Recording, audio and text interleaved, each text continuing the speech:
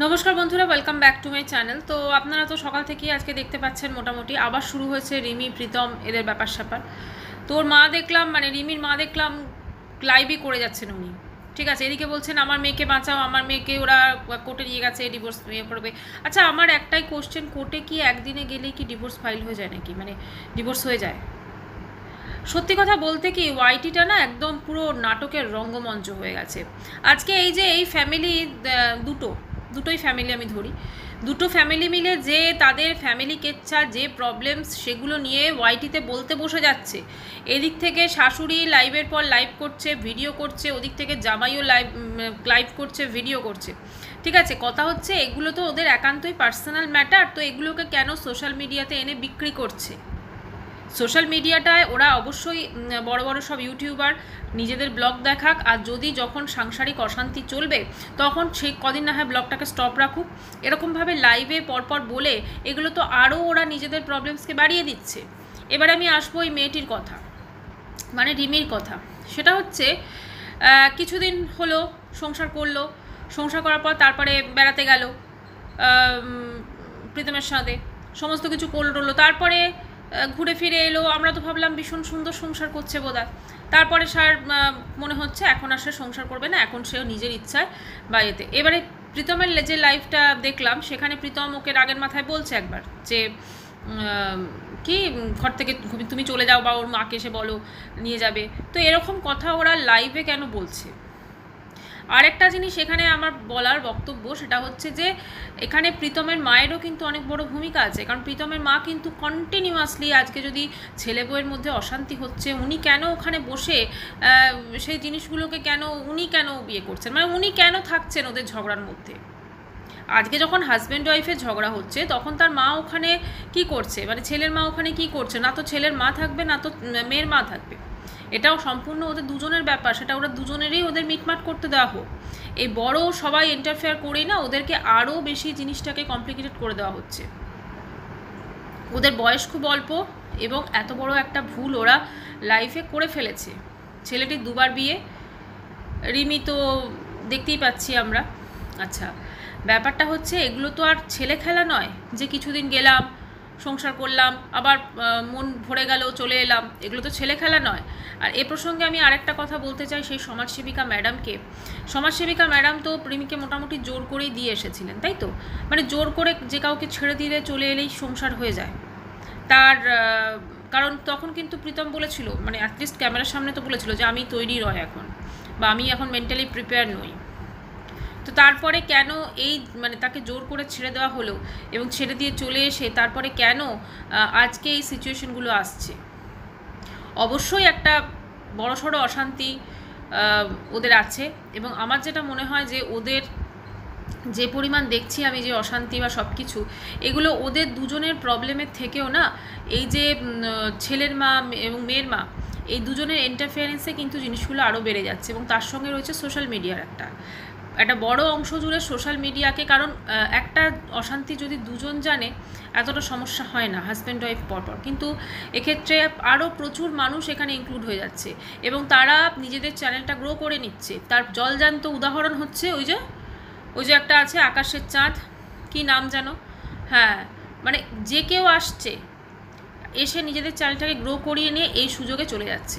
মাঝখান থেকে কারা ইয়ে হচ্ছে না, এই ছেলেটি মেয়েটি এবং অবশ্যই এদের ফ্যামিলি, এদেরও পুরোপুরি দোষ আছে। কিন্তু ব্যাপারটা হচ্ছে যে এত লোক এখানে জড়িয়ে যাচ্ছেন এই ঘটনাটাতে, যার জন্য এই এত বড় একটা অশান্তি ক্রিয়েট হচ্ছে। আজকে আমরা যারা ভিউয়ার্স আছি, আমরা যারা সাধারণ মানুষ আছি, তারা এখানে আসি মানে দুদণ্ড নিজেদের কিছুটা হলেও রিল্যাক্সেশন বলুন, মেন্টাল একটা রিল্যাক্সেশন। তো সেখানে আমরা কি এইসব দেখব, এইসব ভিডিও দেখব যেখানে একজন মা কেঁদে কেঁদে বলছে আমার মেয়েকে নিয়ে গেছে, এই বোধহয় ডিভোর্স পেপারে সাইন করিয়ে দিল। মানে সাইন করালেই কি ডিভোর্স হয়ে যায়? সাইন করালে ডিভোর্স হয়ে যায়, কোনো এই পক্ষ ওপক্ষ উকিল দরকার পড়ে না। আর ডিভোর্স তো একদিনে হয় নাকি?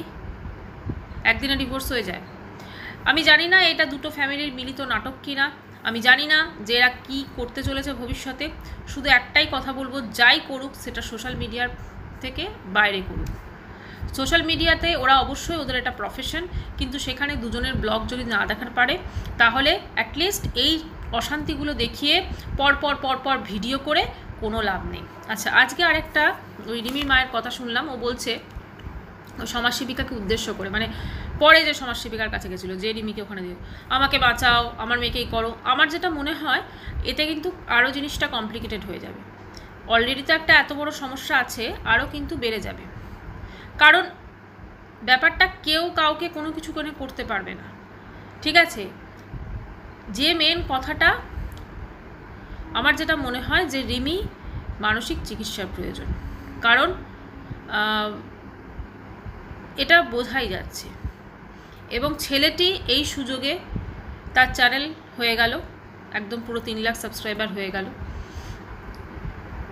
টোটাল একটা এরা যে জিনিসগুলো দেখিয়ে যাচ্ছে এটা কিন্তু সামাজিক অবক্ষয়, এবং এই সামাজিক অবক্ষয় থেকে আমাদেরকে অডিয়েন্সকে চুজ করতে হবে যে আমরা কোন ভিডিও দেখব আর কোন ভিডিও দেখব না। আমরা যদি ওদের ভিডিওতে এত ভিউজ না দিই তাহলে কিন্তু ওদের এই সাংসারিক অশান্তিগুলো ওরা নিজেদের মধ্যেই রাখবে, বেকার আমাদের সামনে সেই জিনিসগুলো আনবে না। আজকে পরপর নাটক শুরু হয়ে যাচ্ছে। আজকে ধরুন কারুর মেয়ের এরকম একটা সিচুয়েশন দেখতে তো পাচ্ছি, রিমির মায়ের আজকে যে অবস্থাটা, সেই মাটা লাইভের পর লাইভ করতে বসে যাবে, ভিডিও পর ভিডিও করতে বসে যাবে। আজকে যখন কারুর বাড়িতে একটা এরকম অশান্তি হচ্ছে, ছেলেটির কথা বলছি, সেও কি ভিডিও লাইভ করতে বসে যাবে? না তো। তাহলে যেটা করার সেটা তখন সে করবে। এতটা বাড়াবাড়ি হয়ে গেছে না এদের এই জিনিসটা, সত্যি কথা বলতে কি এটা নটঙ্কি মনে হচ্ছে এবারে। আজকে হতেই পারে এদের কোনো লাইফে প্রবলেম আছে, হতেই পারে, এটা খুব নিশ্চয়ই কিছু আছে, অবশ্যই আছে সমস্যা। সেখানে এই সমস্যাটা একদিনের একটা অশান্তি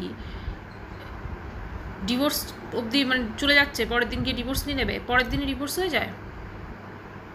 পরের দিন তো ডিভোর্স হয় না, ডিভোর্স হতে মিনিমাম এখন তো বোধহয় 6-7 মাস এরকম তো লাগে, যদি সেটা মিউচুয়ালও হয়। তো এক্ষেত্রে তো মানে কি বলবো জানি না কি, কারণ দুপক্ষে যদি সম্মতি থাকে এবং সেটা আলাদা ব্যাপার। এদের বিয়েটা কি রেজিস্ট্রেশন আদৌ হয়েছিল সেটাও তো একটা অন্যরকম সব মানে ইয়ে। এখন এরা কি করতে চায় সেটা এরাই জানে, এবং এরাই জানুক, সেটা বেশি লোককে জানানোর দরকার নেই। একটা সোশ্যাল মিডিয়া সেই জিনিসটাকে রাষ্ট্র করে নিজেদের ক্ষতি নিজেরাই করছে, আর সব থেকে বেশি ক্ষতি করছে এদের বাড়ির লোকগুলো। এরা তো ঠিক আছে, 2 ছেলে মেয়ে, বয়স কম, সোশ্যাল মিডিয়া দেখেছে, হাতে স্মার্টফোন, কিন্তু বাড়ির লোক যারা আছে তাদেরও কিন্তু কঠোর হাতে এটাকে মানে অবদমন করা উচিত ছিল। মা লাইভের পর লাইভ করে যাচ্ছে, মেয়ের মা ভিডিও দিয়ে যাচ্ছে, কি করে আসে, কি করে মনে হয় যে আমি লাইভ করি বা আমি ভিডিও করে সেগুলোকে ওয়াইটিতে আমি পোস্ট করি মনিটাইজেশন অন করে। ছেলেটির ক্ষেত্রেও তাই, মানে এত জিনিস মাথায় থাকছে ওদের।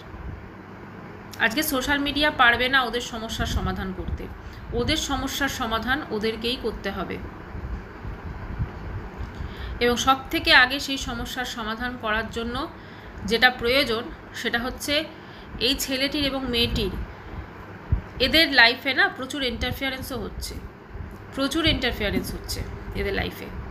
কন্টিনিউ যদি ছেলেটির মা ওখানে বসে থাকে, ছেলে বউ ঝগড়া করছে, ওখানে বসে বসে উনি টোন কাটছেন, তাহলে সেই বাড়িতে অশান্তি হতে বাধ্য। অপরদিকে মেয়েটির ক্ষণে ক্ষণেই মাথা চেঞ্জ হয়ে যাচ্ছে, এই দেখছি রিলস করছে, এই এগরোল খাচ্ছে, এই ফুচকা খাচ্ছে, এই ওই করছে, সেই করছে। কালকেও দেখলাম বোধহয় একটা ভিডিও দিয়েছে খুব সুন্দর, তারপরে দিনই চেঞ্জ হয়ে যাচ্ছে। সমস্যা তো কোথাও একটা আছে। তো সেই সমস্যাটাকে সব কটাকে ধরে কোনো একটা কাউন্সিলিং যেখানে করে এদের সমস্যার সমাধান, মানে এদের কি প্রবলেম আছে, কোথায় প্রবলেম আছে, সেইগুলো করা দরকার। এখানে কোনো সমাজসেবী ম্যাডাম, কোনো আইন আদালত, কোর্ট কিচ্ছু করতে পারবে না। যেটা করবে সেটাতে আরও মানে প্রবলেমস বাড়িয়ে দেবে, এবং বেশ কিছু মানুষজন আসবেন এখানে যারা ফায়দা তুলে চ্যানেল গ্রো করে পালাবে, ছেলে পক্ষে হয়ে মেয়ের পক্ষে হয়ে। মেন যে দরকার এদের প্রপার কাউন্সিলিং দরকার, ঠিক আছে? মেন্টাল কন্ডিশনটা সবারই মোটামুটি ডিসব্যালেন্স হয়ে গেছে, কাউন্সিলিং করলে কিছুটা হলেও ঠিক হবে। এটাই বলার ছিল। তো যাই হোক, এটা কোনো রকম মানে দুঃখ দেওয়ার বা সুখের তো জিনিস নয়। এরকম সাংসারিক অশান্তি যদি হয়, যারা থাকে তারাই, যারা ভোগ করে তারাই বুঝতে পারে। আমরা বাইরের লোক, আমরা আর কি বুঝবো। কিন্তু এটাই বলবো যে সোশ্যাল মিডিয়া এগুলোকে আনা বন্ধ হোক, নিজেদের মধ্যে মেটাক। কদিন যদি সোশ্যাল মিডিয়া থেকে এরা দূরে থাকে, আমার মনে হয় না কোনো খুব একটা প্রবলেম হবে। ভিডিওটি শেষ করছি। চ্যানেলটি ভালো লাগলে সাবস্ক্রাইব করার অনুরোধ। বাই।